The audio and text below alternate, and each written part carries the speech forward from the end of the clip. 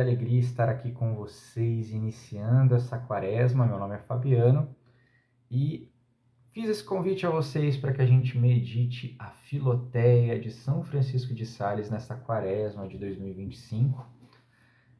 Quero fazer com vocês, quero fazer na minha vida um caminho de crescimento espiritual através desta grande obra, tá? Então, eu não sei se você já conhece a Filoteia, né, a introdução à vida devota, se você já conhece São Francisco de Sales, eu acho bom a gente contextualizar, já que nesta quarta-feira de cinzas nós estamos iniciando todo esse processo que nós vamos fazer juntos. Então, primeiramente, de quem estamos falando? Quem é São Francisco de Sales? Bom, São Francisco de Sales foi um grande santo da igreja, então ali mais ou menos uns 400 anos para trás, e ele foi bispo, e João Paulo II, por exemplo, falava que ele era o doutor do amor divino, porque além da obra Filoteia, ele também escreveu o Tratado do Amor de Deus. Ele é um santo muito especial, tanto que São João Bosco, né, o famoso Dom Bosco, ele escolheu São Francisco de Sales para ser o padroeiro da congregação que ele fundava, tanto que os padres, os filhos de Dom Bosco, se chamam salesianos. Por quê? Por causa de São Francisco de Sales. Então, São Francisco de Sales é um santo muito importante, um doutor da igreja muito importante. E ele escreveu uma obra, essa obra chamada Filoteia, que está ali na categoria desses clássicos espirituais, de leituras espirituais, de guias para a vida espiritual. Então, por exemplo, a gente tem a famosa Imitação de Cristo, que é um livro nesta categoria, né, de leitura espiritual, um livro de crescimento espiritual. E é interessante a gente falar disso porque logo no começo, então hoje a gente vai se dedicar um pouquinho ao prefácio do livro, e você que está ali no grupo do WhatsApp, eu criei ali um canalzinho ali para a gente poder mandar, né, os vídeos, mas ali também eu coloquei um PDF, né, com a introdução à vida devota, com a Filoteia, caso você não tenha o livro em casa. Então hoje a gente vai trabalhar o prefácio e talvez seja interessante você ler ele completo. Eu não vou ler tudo, mas vou citar alguns trechos para que os vídeos não fiquem longos e também não fiquem maçantes. A ideia é que essas reflexões te ajudem a entender o que São Francisco de Sales está falando aqui, te ajudem a orar, a rezar, a entrar na intimidade com Deus e a buscar viver isso aqui que São Francisco de Sales ensina.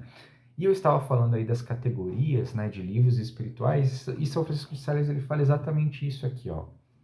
O Divino Espírito Santo ordena com tanta variedade as lições de devoção que nos dá por meio de palavras e escritos de seus servos, que embora a doutrina seja a mesma, contudo os discursos são extremos diversos, de acordo com as várias formas por que estão compostos. Então ele vai falar que já existem diversos livros, que o Espírito Santo vai suscitando diversos livros, diversas obras, que embora possuam ali a mesma doutrina, mas de formas diversas, nos ensinam a viver a vida espiritual, uma vida devota. Mas ele fala assim, existe um porém, algo específico nessa obra, Filoteia, Introdução à Vida Devota, que eu trago para vocês. Existe algo específico que ele vai dizer assim, olha, a maioria das obras espirituais são focadas em pessoas muito arredias e avessas ao trato e ao comércio do mundo, ou pelo menos ensinavam uma devoção que levava a esse total retiro. Então ele está dizendo assim, a maioria das obras espirituais ou são para pessoas que já vivem isoladas do mundo, se ela vive num mosteiro, vive, sei lá, numa comunidade distante, né, numa certa bolha ali, que a vida religiosa permitem a eles viver, ou seja, não vivem nesse comércio do mundo, nessa troca de experiências do mundo. Ou então, a própria obra espiritual, ela te impulsiona para viver, né, esse retiro, ou seja, se retirar do mundo. Mas ele vai dizer que a obra dele não é assim. Ele fala, eu quero instruir e guiar os que vivem na cidade, no seio da família, na corte e palácio dos grandes, e que pela sua condição são obrigados a viver em comum. Então ele está falando que escreveu essa obra para a gente, que vive aqui inserido no mundo, que vive essa vida mais secular, mundana, não do ponto de vista, né, do pecado, mundana do ponto de vista do pecado, mas essa vida que nós não estamos numa congregação religiosa, a maioria das pessoas aqui tem dito que não estão vivendo uma comunidade de vida, algo isolado, não, nós estamos, e mesmo que vivam uma comunidade de vida, muitas vezes em contato com o mundo, com a sociedade, né, ninguém está aqui no mosteiro, né, ninguém aqui é monge de clausura. Então ele vai dizer que ele escreveu isso, né, para pessoas que vivem no mundo. E é exatamente essa a motivação dele ter escrito a Filoteia. Porque uma alma devota, piedosa, pediu a ele conselhos para viver. A gente sabe aqui que é uma prima de São Francisco de Sales, que era casada com um embaixador. Então ela vivia ali na alta corte e queria muito viver uma vida devota, e ela sentia essa dificuldade de viver essa vida devota, estando ali no meio daquelas coisas chiques, luxuosas da corte, movimentadas da corte. Então ela pede exatamente essa orientação para ele, para que ela pudesse viver uma vida piedosa, uma vida devota, em meio àquele barulho todo da vida da corte.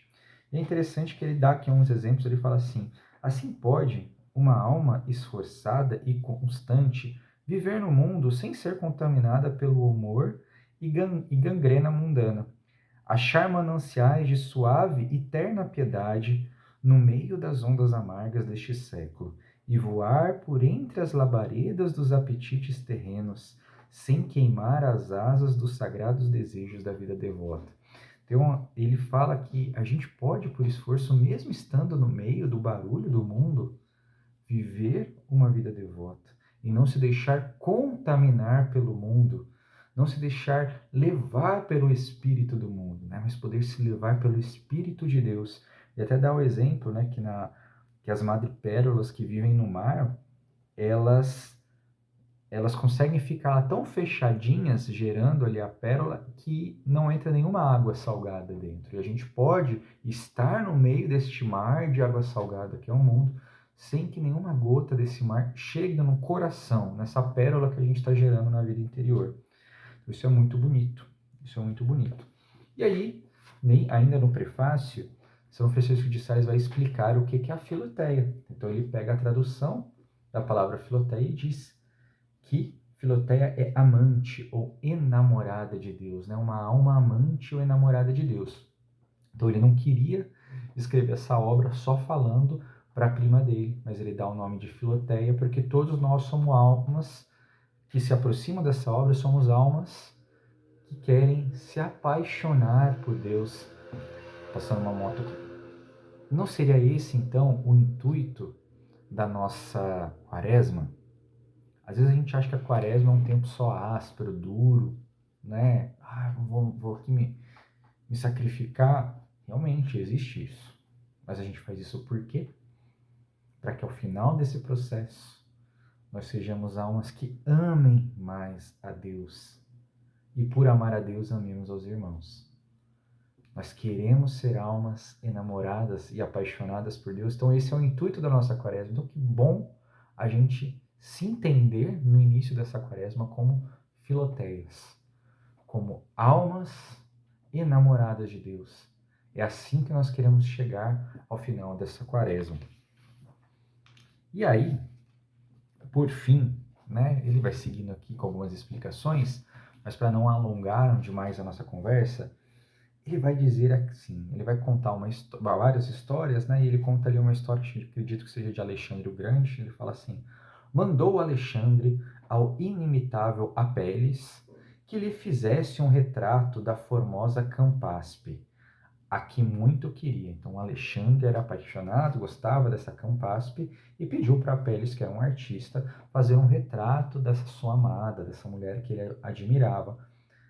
Apelles, forçado a examinar demoradamente, ou seja, ele precisava ficar olhando para Campaspe, à medida que ia copiando suas feições na tela, prestando atenção nos seus detalhes e agravando o amor em seu coração, e tanto que se apaixonou por ela. Ou seja, Alexandre pediu que Apelles fosse lá, e Apelles, de tanto olhar, de tanto prestar atenção em cada detalhe dela, ele se apaixonou por ela, acabou que o próprio Alexandre deixou, então, que ele se casasse com a Campaspe. E é interessante esse olhar, porque é exatamente isso que nós queremos nos deter aqui. Por que que nós vamos buscar meditar nessa quaresma? Né? E eu vou gravar os vídeos e espero que ao acabar o vídeo você faça o seu momento de oração, 5 minutos que seja, que você de repente faça a leitura desse trecho com calma e converse com Deus. Porque à medida que nós olhamos para essa vida devota, ou seja, que é a vida feliz, é a vida perfeita, é a vida da santidade, é a vida da plenitude nas nossas vocações, é a sua plena realização como pai, como trabalhador, como mãe, como filho, como filha, sua plena realização como filho de Deus. Que você olhe para essa vida devota e se enamore dela, e se apaixone por ela, que nós olhemos para Deus e nos enamoremos dele. Então, acabando esse vídeo, eu faço esse convite para você. Feche os seus olhos, respire um pouco e fale com Deus. Senhor, eu quero viver uma vida enamorada por Ti, eu quero nessa quaresma, enfrentando a mim mesmo, enfrentando os meus desafios, enfrentando os meus limites, as arestas que precisam ser aparadas, eu possa me apaixonar por Ti, porque não existe amor, se não existe renúncia, se não existe sacrifício. Então, nesta quaresma, Senhor, eu quero me apaixonar por Ti. Eu quero trilhar esse caminho contigo. São Francisco de Sales, ele vai dividir ali a obra em 5 partes.